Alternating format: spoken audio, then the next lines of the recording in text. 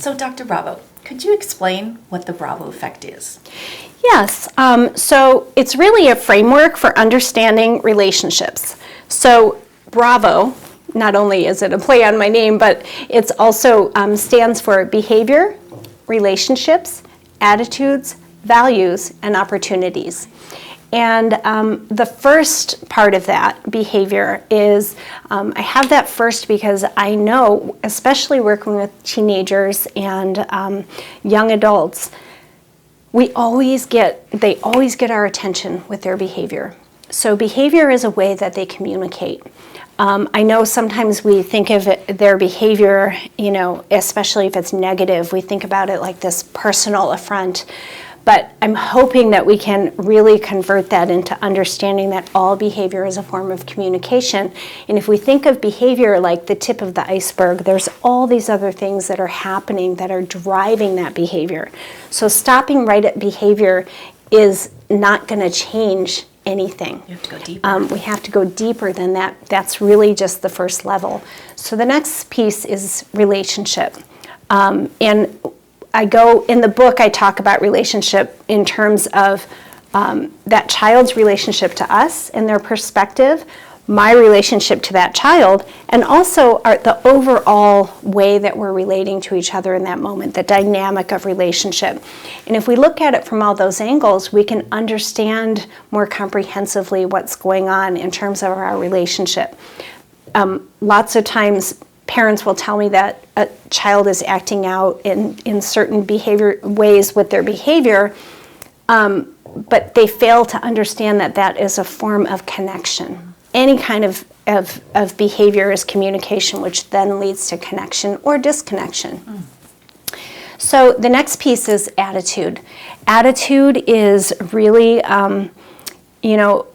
understanding what attitude or position our teenager is holding in that moment or upholding in that moment, understanding what our attitude is. We constantly are bouncing off of each other. So if I'm taking on an attitude of aggression or frustration, it's likely that my child is also going to mirror that. So I have to be very conscious of my own attitude in the moment and also understanding maybe why they're taking the attitude they're taking. And I'll get to that in a minute because I want to tell you a little story. So the next piece is value. What is your child valuing in this moment that they're holding, they're digging in, and they are not backing down, right? So they're determined to communicate something in that moment, right? And what are they valuing in that moment? What am I valuing about how they're participating in the conversation? And looking at it through that framework will help us understand more about the behavior, and it'll give us information for working with them in a more connected way. I see. I have a family, I tell a story in the book about a family that I recently worked with where the teenager was in trouble for vaping at school. He got caught in the bathroom. And when the administrator came into the bathroom, a bunch of kids took off, and he was the only one left. So the administrator wanted to get the names of the other kids that were involved, and he refused to give them up. The parents were very upset about this. They thought he was being very disrespectful.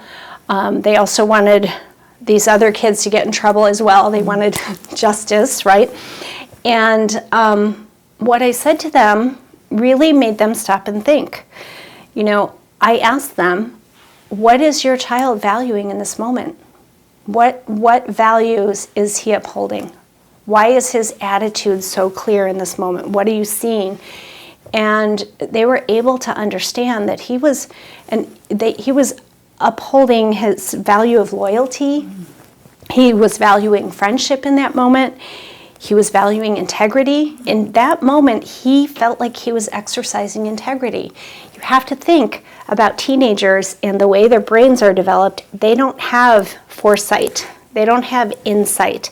They can only work from, their life experience. So in that moment, he was valuing friendship.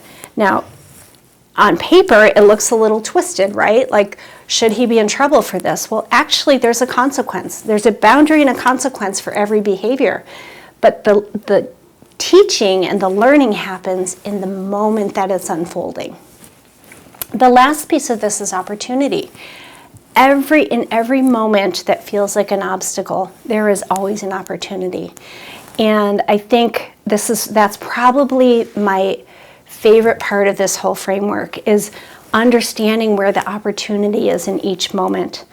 I worked for several years in the crisis field, and we saw, some very difficult situations. And in a lot of those situations that seemed really hopeless, there was always some version of opportunity, even if it's just tiny and minute, and it seems like there's no way this one moment is going to change. But in each moment, there is an inherent gift of opportunity, and if we can look at it and understand it through that lens, we have an opportunity to move and shift the trajectory, so we can move out of a certain thought process and then shift the trajectory of what the outcome will be.